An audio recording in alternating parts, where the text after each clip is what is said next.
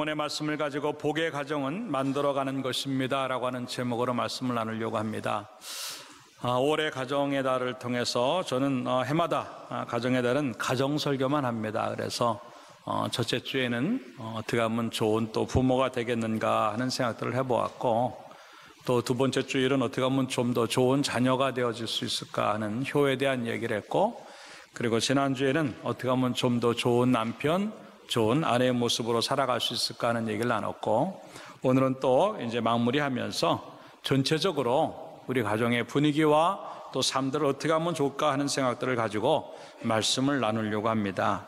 우리가 말씀대로 순종하고 실천하고 살려고 몸부림치다 보면은요, 어느 순간에 내가 꿈꿨던 그 가정의 모습, 그리고 어느 순간에 이상적인 그 가정의 모습들이 만들어지는 것들을 볼 수 있는데, 오늘 설교가 또 한번 여러분들에게 그러한 것들이 만들어지는 그 시간이 되기를 주님의 이름으로 축원합니다. 물론 쉽지 않아요. 그래서 가정의 문제는 영원한 숙제라고 그렇게 말을 하는 겁니다. 그러나 숙제라고 하는 것은 반드시 해야만 하는 일이에요.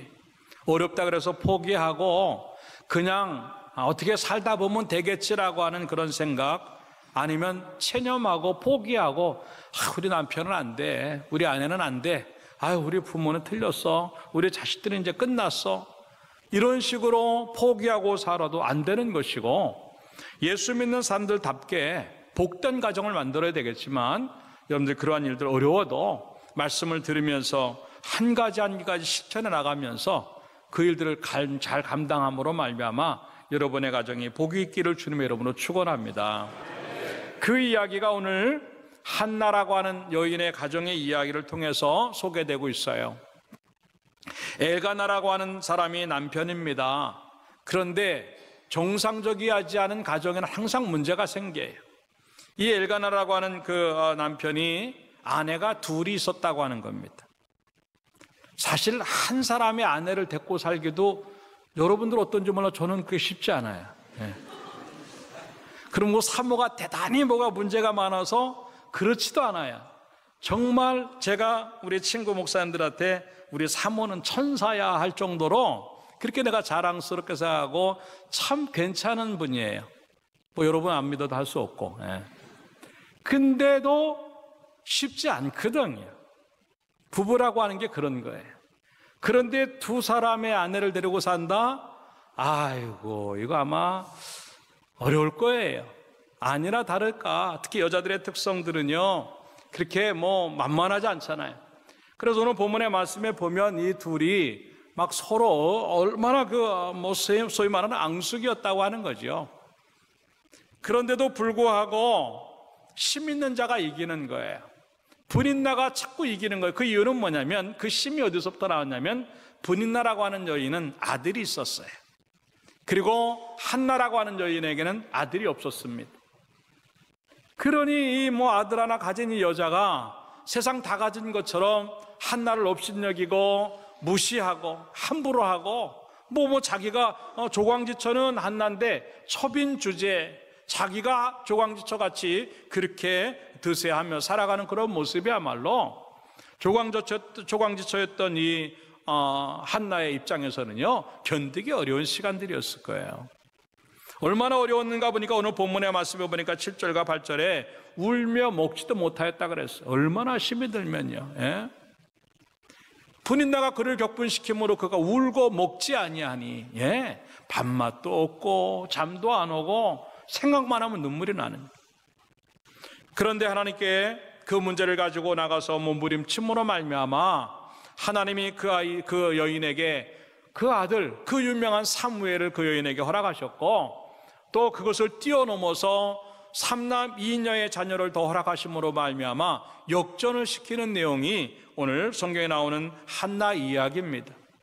이 모습을 통해서 우리들의 가정도 어쩌면 너무 힘들고 어려운 일들이 많이 있지만도 그냥 그거를 끌어안고 끌당하다가 인생을 망칠 것인가, 아니면 그런 어려움 때문에 자포자기하고 아이고 내 팔자가 이렇지라고 하는 생각에 그냥 가는가, 아니면 이거를 믿음 안에서 역전을 시켜서 반드시 더 좋은 가정을 만들겠는가 하는 그런 모습을 바라보면서 다시 한번 여러분 마음속에 우리 가정은 반드시 해결해야 되겠다고 하는 그러한 단호한 마음을 가지고 또 한번 말씀을 통해서 깨달음으로 말미암아 한나와 같이 그 울고 싶은 마음들이 웃음으로 변하고 기쁨으로 변하는 축복의 가정으로 만들어지기를 주님의 이름으로 축원합니다.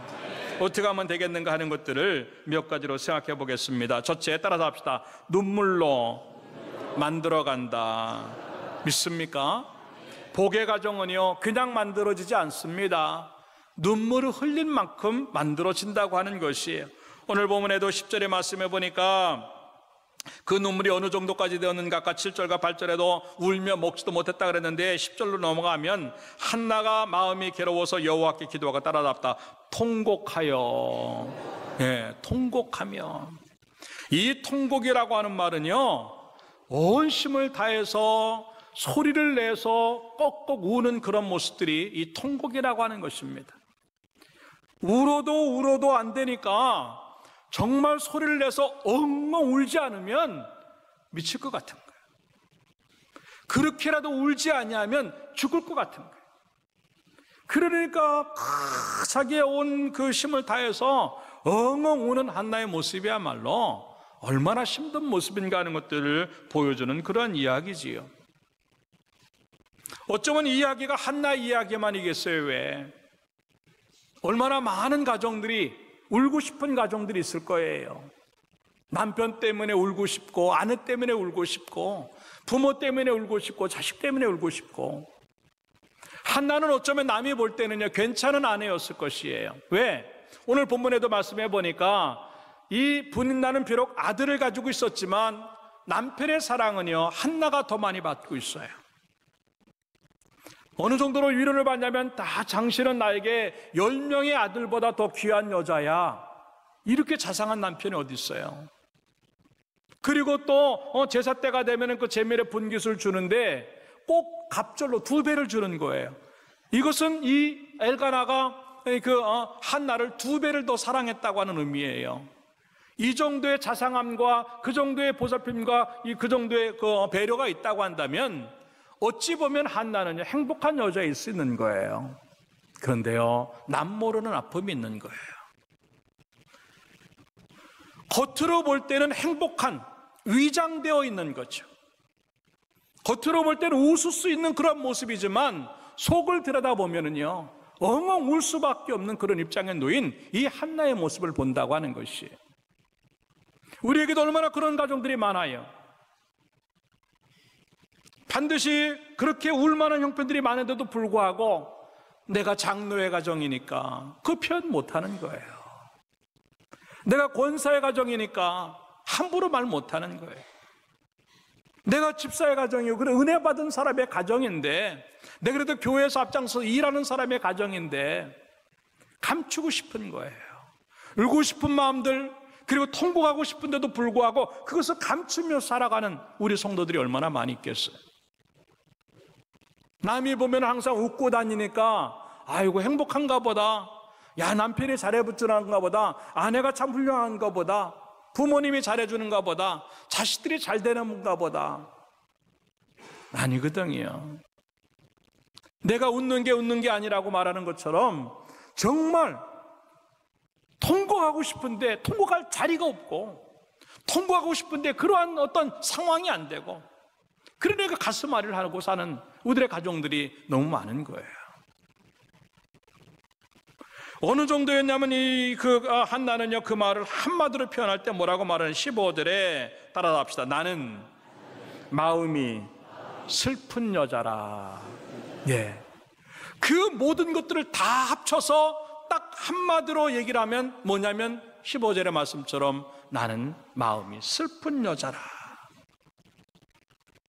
이것보다 더 슬픈 자기의 고백이 어디 있겠어요? 나는 힘들어요. 나는 어려워요. 나는 죽고 싶어요. 나는 밥맛이 없어요. 여러 가지로 표현할 수 있겠지만 그 말을 다 덧붙여가지고 한마디로 이 여인의 마음을 표현해라. 나는 마음이 슬픈 여자입니다. 그 안에 모든 것들이 들어가 있는 거예요. 이게 인생사예요. 우리 가정들도 얼마나 많이 사연 없는 가정들이 어디 있어요. 믿었던 남편 때문에 더 힘들어하고, 사랑했던 아내 때문에 더 힘들어하고, 기대를 가졌던 자식들 때문에 인생이 무너지는 것 같고, 또 기댔던 부모님들이 어느 순간에 훌쩍 없어지시고, 한두 가지 어려움들이 아니죠. 그것뿐이겠어요? 사람들 때문에만 격동이 오는 것 아니잖아요. 때로는 물질 때문에, 때로는 일 때문에, 어쩌면 이 가운데 사업의 현장들이 눈물 없이 갈 수 없는 사람들이 있을 거예요. 직장이 하루하루 살얼음판 같아서 울지 않으면 견딜 수 없는 사람들이 있을 것이에요. 사람의 관계도 마찬가지입니다. 남편 때문이만이겠어요? 아내 때문이만이겠어요? 여자들의 입장에서는요, 시자 들어간 사람들 때문에 시어머니, 시아버지, 시누이 이런 상황. 그럴 때 남편이 중간에라도 서가지고 딱 이렇게 방어막을 쳐주고 남편이 내 편만 대줘도 좀 위안이 될 텐데, 그러지도 않고 가만히 있거나, 오히려 너같이 행복한 여자가 어딨어, 이 정도면 행복한 줄 알아, 핀잔이나 준다고 한다면 어디 가서 그 마음을 이뤄받겠는가요? 아내도 마찬가지예요. 남편의 모습들이 어쩌면 친정 문제 때문에, 아니면 또 회사 때문에 여러 가지 어려움들이 많은데도 불구하고 남자라고 하는 이유 때문에 울지도 못하고, 남자라고 하는 이유 때문에 표현하지 못할 때 그걸 어디 가서 푸는가 하는 거예요. 이 한나의 모습이 바로 그런 모습이었어요. 그럼에도 불구하고 이 한나는요, 사람 앞에서 울려고 하지 않아요.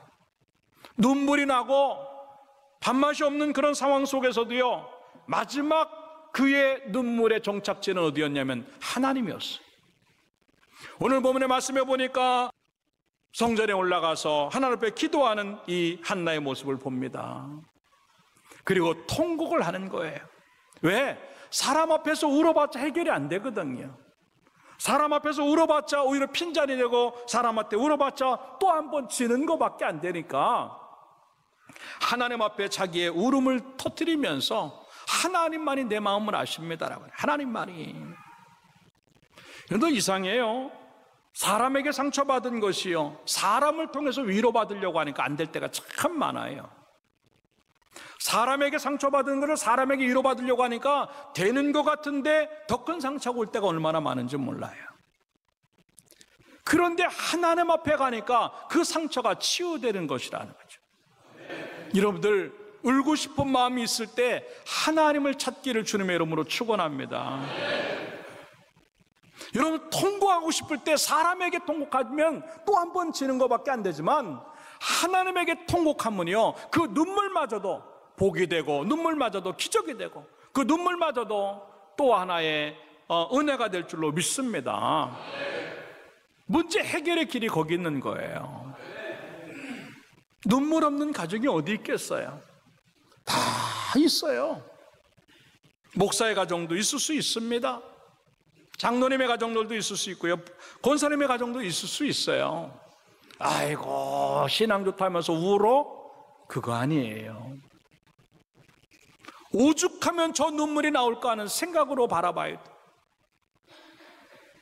그런데 이 한나가 그렇게 하나님 앞에 몸부림치면서 우니까 결국 하나님께서 그 기도에 응답하시고 그 통곡에 해결함을 주셨다고 하는 것이, 그렇기 때문에 시편 56편 8절의 말씀해 보니까 나의 눈물을 주의 병에 담으소서라고 기록을 하고 있어. 우리가 우는 게 그냥 우는 것처럼 보여도 그 눈물이 헛된 눈물이 아니라고 하는 거예요.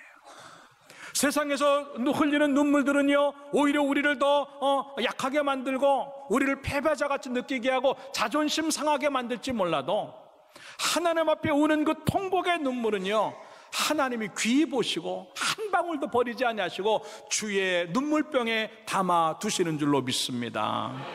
그러면서 그 시편 56편 8절의 마지막 부분에 보면은요, 주의 책에 기록해 놓으신다 성경은 기록을 하고 있습니다.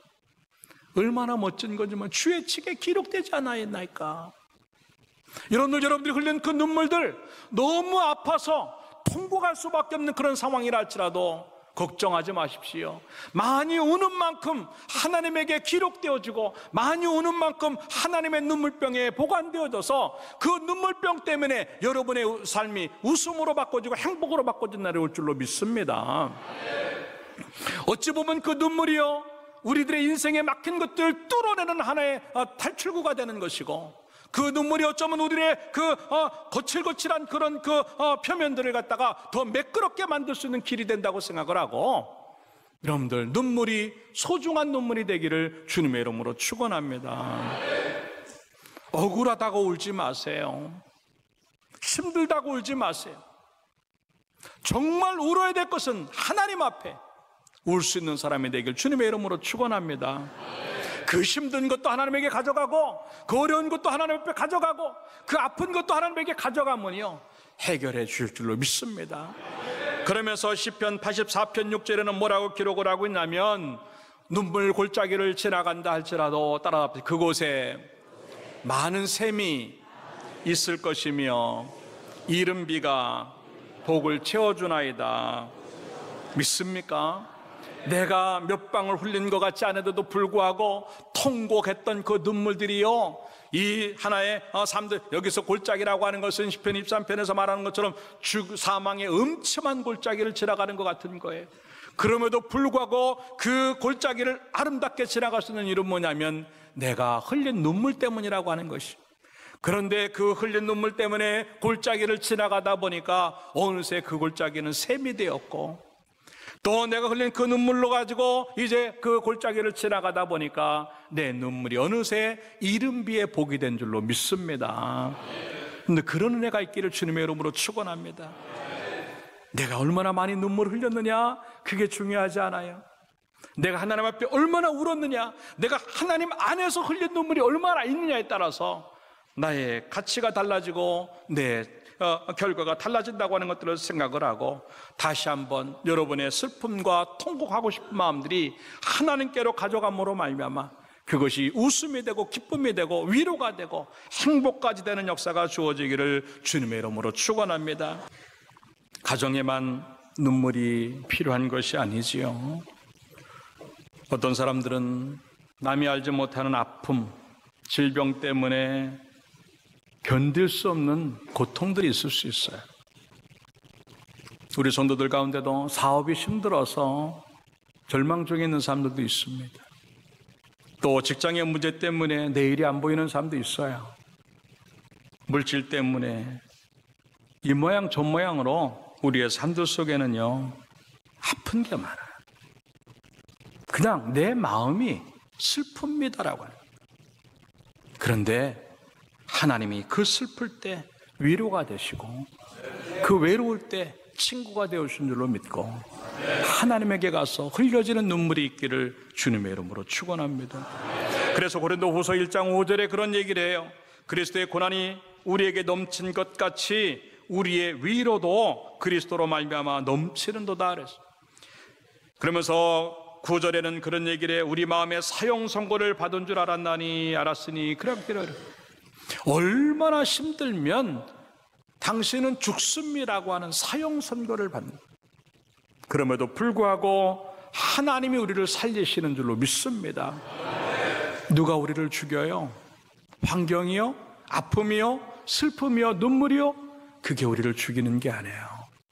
우리를 죽일 수 있는 분은 하나님밖에 없는데 하나님 우리에게 결단코 죽이지 아니하시고 살리시는 줄로 믿습니다. 그것 때문에 위로를 받으면서 이 한나처럼 눈물이 있어도 주저앉지 말고, 통곡이 나와도 주저앉지 말고 하나님 앞에 나가서 아픈 만큼 통곡하면서 아픈 만큼 위로를 경험하면서 그 위로를 가지고 살아감으로 말미암아 여러분의 가정을 또 하나의 복으로 만드는 축복이 있기를 주님의 이름으로 축원합니다. 두 번째 따라합시다. 기도로 만들어간다. 예. 오늘 10절에도 그런 얘기를 합니다. 한나가 마음이 괴로워서 여호와께 기도하고 라고 합니다. 그런데 그 기도가 그냥 기도가 아니에요. 괴로워서 하는 기도지만도 11절에 가서 보면요, 소원하면서 기도했다. 소원하였어. 근데 소원은요 아무 때 하는 게 아니에요. 소원의 기도는요 마지막 때 하게 되는 거예요. 그 소원의 기도는요 자기 인생을 거는 거예요. 이 한나는요 아들 하나가 그렇게 소중했어요. 근데 그 아들 하나를 하나님 주시면 내가 다시 하나님께 드리겠습니다라고 하는 소원의 기도를 합니다. 쉽지 않은 기도예요. 자기 인생하고 맞바꿀 수, 왜 그 아들 하나 도려내놓으면 또다시 고통이 오는데, 또다시 슬픈 여자가 되는데 그걸 어떻게 내놓아요? 그럼에도 불구하고 하나님 앞에 서원의 기도를 해요. 뿐만 아니에요. 그 기도를 뛰어넘어서 12절에 가서 보니까 여호와 앞에 오래 기도했다 그래서, 따라갑시다. 오래 기도하는 동안에, 네? 그냥 기도가 아니었어요. 얼마나 오래 했는지는 성경에 나오지 않지만 아마 그 마음에 확신이 들 때까지, 하나님의 응답이 확신이 올 때까지 기도했을 거예요. 근데 그걸 또 뛰어넘어서 어떤 기도를 하는 줄 아십니까? 13절에 가서 보니까 한나가 속으로 말하며 입술만 움직이고 음성은 들리지 아니하므로 그랬어. 속으로 말한다라고 하는 것은요, 가슴으로 하는 기도예요. 가슴으로 하는 기도. 너무 기가 막힌 상황이 오니까 말도 안 나오는 거예요. 끄 하는 거예요. 너무 기가 막히니까 말도 안 나오는 그 기도가 하나님 앞에 엉엉 울기만 하는 거예요. 여러분들, 여러분의 기도는 입술의 기도입니까? 가슴의 기도입니까? 이 가슴의 기도는요, 눈물이 포함되어 있기 때문에 살아있는 기도. 근데 입술의 기도를 하니까 메마른 기도가 되고 차가운 기도가 되는 거예요. 그런 기도가 있으니까 우리에게는 해결이 안 오는 거예요. 여러분, 오늘부터는요, 가슴에 기도가 있는 사람 되길 주님의 이름으로 축원합니다. 얼마나 많이 우리들은요, 입술의 기도를 가지고 삽니까? 그런데 그 입술의 기도는 때로는요, 원망이 될 때가 많고, 때로는요, 녹두리가 될 때가 너무 많아요. 때로는 자기 신세 한탄이 될 때가 너무 많아요. 그러나 가슴의 기도는요, 하나님을 구하는 기도고, 가슴의 기도는요, 하나님 없으면 안 되겠다고 하는 마지막 기도가 되는 줄로 믿습니다. 5분, 10분 기도했다고 자기 위안을 갖지 마세요. 며칠 좀 기도했다고 자기 위안을 갖지 마. 내가 기도하는 사람이라고 함부로 말하지 마세요. 이러한 가슴의 기도를 경험하지 못하면 우리 기도는 어쩌면 너무나 많이 껍데기 기도만 있는 거예요. 형식의 기도만 있는 거예요. 그렇게 아픈데, 그렇게 어려운데 가슴의 기도들이 없어요. 그냥 입술로만 하나님 아시죠? 해결해 주셔야 됩니다. 하나님 우리 종도 아니고 우리 하인도 아니고 머슴도 아니고 해결해 주셔야 됩니다. 여러분들, 그래도 응답하죠. 그래도 도와주시는 게 감사하지만 정말 한나처럼 인생의 밑바닥에서 극적인 어떤 상황을 기대한다고 한다면 가슴에 기도를 하기를 주님의 이름으로 축원합니다. 어쩌면 오늘부터 그런 기도를 바꿔야 되는 시간이 됐는지도 몰라요. 하나님, 나의 입술의 기도가 가슴의 기도가 되게 하옵소서. 그런 응답이 있기를 주님의 이름으로 축원합니다. 그럴 때 우리 인생은 달라질 수 있는 거예요. 참, 한나가 그냥 사무엘을 얻었다, 그냥 아들을 얻었다, 아니에요. 하나님이 누군 줄 아는 사람만이, 하나님이 이 아이의 주인이고 하나님 내 가정의 주인이고 하나님 내 인생의 주인인 줄 아는 사람만 소원의 기도를 할 수 있고 가슴의 기도를 할 수 있는 거예요. 야곱도요, 소원의 기도를 합니다. 하나님, 나를 돌아오게 하시면 내가 다 드리겠다고. 그 소원의 기도가 어디에서 이루어졌냐면 야복강가에서 그 소원의 기도를 다시 하기 시작해요. 그러면서 이 야곱은요, 그 소원의 기도를 하면서 환도뼈를 내놓습니다. 입술로 했던 기도 가지고 안 되니까 환도뼈를 내놓는 기도를 하니까 하나님이 야곱을 이스라엘로 바꿔주시고 야곱을 살려주신 줄로 믿습니다. 여러분들, 그냥 입술로 했던 기도가 안 되면 내 가슴으로 하는 기도, 인생을 거는 기도가 필요하다고요. 에스더도 그냥 기도하지 않았어요. 하나님 앞에 자기의 왕비의 자리를 내놓고 죽으면 죽으리라고 하는 마음을 갖고 하나님 앞에 기도했어요. 니느웨 백성들이 죽는다고 했을 때 그네들은 목숨을 내놓고 40일을 금식을 하면서 기도했어요. 기도가 이렇게 간단한 문제가 아닙니다.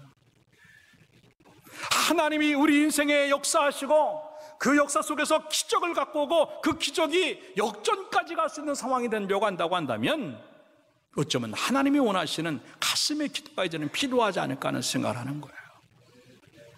그렇게 기도거리가 많은데 왜 기도 안 하십니까? 그렇게 힘든데 왜 가슴에 기도가 없습니까? 남편 때문에 힘들다고요? 예, 가슴에 기도하세요. 아내 때문에 힘들다고요? 기도하셔야 돼요. 여러분들, 자식이 하루 종일 게임만 한다고요? 그러면요, 하루 종일 기도하세요. 아이가 인터넷에 중독이 돼 있다고요? 그러면 여러분 기도에 중독되길 바랍니다. 그럼 하나님 역사하실 줄로 믿습니다. 내 문제의 크기만큼 내 기도가 있는가 하는 거예요. 내가 하고자 하는 만큼 내 기도가 있는가 하는 거예요. 그 기도의 양이 차거나 그 기도의 그 크기가 되지 않으면 절대 응답이 없어요. 하나님 앞에 기도하면서 이 정도 기도해서 안 됐다? 그러면 더 많이 기도하라고 하는 사인으로 알고 기도하는 사람들에게 주님의 이름으로 축원합니다. 여러분들 어떤 인생을 만들고 싶습니까? 그 되고 싶은 만큼 기도가 있기를 주님의 이름으로 축원합니다. 기도의 크기만큼 인물이 나오는 거예요. 여러분들 사무엘 같은 자녀가 있기를 주님의 이름으로 축원합니다. 그러면 한나와 같은 기도가 있어요. 사무엘 같은 위대한 인물이 나오길 주님의 이름으로 축원합니다. 그런 한나와 같은 위대한 기도자가 되어야만 된다고 하는 것들을 생각을 하고 다시 한번 그러한 일에 힘써서 여러분의 기도가 오래 해도 괜찮은 기도, 그리고 무슨 말을 하는지 몰라도 가슴으로 하는 기도가 주어져서 여러분들의 모든 삶들이 복되기를 주님의 이름으로 축원합니다. 마지막 세 번째 따라합시다. 행함으로 만들어간다. 믿습니까? 복의 가정은요, 행함으로 만들어지는 거예요. 오늘 본문의 말씀에 보니까 18절에 이런 얘기를 합니다. 이르되 당신의 여종이 당신께 은혜 입기를 원하나이다 하고 가서 먹고, 따라합시다. 먹고 얼굴에 다시는 근심빛이 없더라. 믿습니까? 이게 기도한 사람의 모습이에요. 기도하면 반드시 삶이 와야 돼. 기도하면 반드시 행함이 와야 되고, 기도하면 반드시 거기에 어떤 실천이 있어야 되는 거예요. 우리 너무나 많이 기도하고 삶하고 연결이 안 돼요. 기도는 하는데 삶이 없어요. 기도는 하는데 실천이 없고 순종이 없어요. 그러니까 그 기도가 기도로 끝날 때가 너무나 많아요. 기도가 현장까지 가고, 기도가 삶까지 가고, 기도가 순종까지 가야만 응답이 현장으로 올 줄로 믿습니다. 진짜 응답은 기도가 아니고 진짜 응답은 행함에 있는 줄로 믿습니다. 이 여인은 아까도 얘기했지만 7절과 8절에서 먹지도 못하고 울기만 했다 그랬어요. 근데 기도 끝나고 나니까 잘 먹습니다. 왜? 하나님이 응답하심을 믿기 때문에 그래요. 여러분들, 믿음은 그런 거예요. 우리 마음속에 평강의 은혜가 주어질 줄로 믿습니다. 샬롬의 은혜가 주어질 줄로 믿습니다. 근심이 없어지니까 웃음이 나오는 거예요. 여러분, 얼굴에 기도한 사람은 얼굴이 달라요. 그렇게 돼 있어요. 왜? 그 억지로 만들지 않아도 주의 영이 우리 속에 역사하니까 웃음이 나올 수밖에 없고 기쁠 수밖에 없고 빛이 날 수밖에 없는 거예요. 여러분들, 여러분 얼굴에 웃음이 있길 주님의 이름으로 축원합니다. 어려움이 없어서 해결이 되어져서 아닙니다. 이 한나가 지금 아기가 태어났기 때문에 얼굴에 걱정이 없어진 거 아니에요. 아직 문제는 그대로 있어요. 본인 나도 그대로 있고 자식도 아직은 없어요. 그런데 왜 얼굴에 웃음이 있느냐면 하나님에게 가슴으로 기도했기 때문에 그런 줄로 믿습니다. 여러분, 문제가 금방 안 없어질 수 있어요. 기도했는데도 1년, 2년, 몇 년 갈 수도 있어요. 걱정하지 마세요. 하나님이 여러분 마음에 평강을 주시고 계속 가슴으로 하는 기도가 있다고 한다면요, 여러분 웃어도 될 줄로 믿습니다. 그 정도의 믿음은 있어야죠. 그 정도의 믿음. 네? 그러니까 잘 먹고, 그러니까 웃을 수 있는 거예요. 참 멋지죠. 근데 그걸 뛰어넘어서요, 어떻게 합니까? 아까 얘기한 대로 아이를 드리겠다고 11절에 소원을 하는데 27절부터 말씀, 24절부터 말씀해 보니까 한나는요, 아이를 낳고 젖을 떼자마자요, 이 아이를 하나님 앞에 데리고 가서 성전에 바칩니다. 쉽지 않아요. 이 아들을 어떻게 얻은 건데, 가슴으로 기도하고 통곡해서 얻은 건데 이 아들을 어떻게 내놓나? 근데 그게 행함의 믿음이에요. 소원했기 때문에 갚아야 된다고 하는 거죠. 이게 소원이 어렵고 무서운 거예요. 두려운 거예요. 소원했기 때문에 갚아야 되는 것.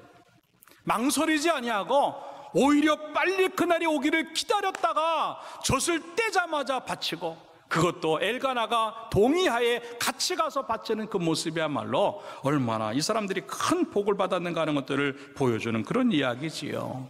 따라합시다. 기도에 헌신하는 것보다 응답에 헌신하는 것이 더 소중하다. 믿습니까? 기도에, 이 가슴으로 기도하면서 기도에 헌신하는 것도 중요하지만 응답 주셨을 때 그 응답을 가지고 내가 뭘 할 것인가 하는 응답에 대한 헌신도 더 중요할 수 있다고 하는 것을 보여주는 그런 이야기예요. 너무나 많이 우리는요, 응답 주시면 입 싹 닫습니다. 기도 부탁하고도 또 기도하면서도 응답 주시니까요, 자기가 한 줄 압니다. 그러면은요, 거기까지예요, 인생이. 거기까지. 여러분 사업자 하나님께 축복하셨다? 그러면 그 응답에 헌신하셔야 돼요. 여러분들 직장을 축복하시고 자녀들을 축복하셨다? 그 응답에 헌신할 수 있는 삶 되기를 주님의 이름으로 축원합니다. 이게 진짜 복이에요. 하나님이 그 응답에 헌신하는 삶을 그냥 두시겠어요? 아니에요. 사무엘 하나를 갖다 바쳤더니요, 하나님께서 또 아이를 주시는데 3남 2녀를 주신 줄로 믿습니다. 할렐루야. 하나님은 이런 하나님이에요. 멋진 하나님입니다. 여러분들 행함에 대한 헌신이 우리에게 더 큰 복을 가져오는 줄로 믿고, 이제는 응답 주신 다음에, 기도한 다음에 내가 무엇 할 건가 생각하고, 그 다음에 응답 주신 다음에 내가 무엇 할 건가를 생각하면서 행함 있는 믿음이 되기를 주님의 이름으로 축원합니다. 아브라함도 마찬가지예요. 낳을 수 없는 아들을 낳습니다. 이삭을 낳고는 얼마나 좋았겠어요. 근데 하나님 바치라고 합니다. 못 바칩니다. 그러나 믿음으로 바칩니다. 그럴 때 하나님은 하나 때문에 열국의 아비가 되게 하시고 바닷가의 모래와 같이 하늘의 별과 같이 큰 자손들을 그들에게 허락하신 줄로 믿습니다. 이게 하나님의 방법이에요. 여러분들 어렵고 힘들어도요, 하나님 앞에 행할 수 있는 자가 되어줘서 그 행함을 통해서 사무엘 하나를 드림으로 말미암아 3남 2녀를 더 얻은 것처럼 응답의 헌신함으로 말미암아 그 다음 것에 더 많이 주신 하나님을 체험하고 또 하나님을 경험하는 여러분들의 모습들 되기를 주님의 이름으로 축원합니다. 결론적으로 말씀을 드립니다. 여러분들의 가정은요, 축복의 공간이 되기를 주님의 이름으로 축원합니다. 그렇기 때문에 주어지는 문제를 그냥 문제로 바라보지 마세요. 오늘도 본문의 말씀해 보니까 하나님께서 이 한나에게 임신하지 못하게 하셨더라, 그렇게. 다시 말해서 우리에게 주어져 있는 문제들은 전부 다 영적인 문제일 수 있는 거예요. 그렇기 때문에 그냥 사람의 눈으로 이게 문제구나, 저게 문제구나, 힘들구나, 아주 이거 뭐 울고 싶구나, 막 죽고 싶구나, 밥맛이 없구나, 그렇게 생각하지 말고 어쩌면 이게 하나님께서 나에게 더 큰 걸 주시고자 하는 하나님의 사인일 수 있구나 생각을 하고, 여러분들 그것을 가지고 하나님 앞에서 울면서 통곡하는 사람이 되기 바라고, 그리고 그것을 가지고 가슴으로 기도하는 사람이 되기 바라고, 그리고 응답 주셨을 때 그것들을 다시 행함에 헌신을 함으로 말미암아 더 큰 복을 받는 여러분의 가정과 삶이 되기를 주님의 이름으로 축원합니다.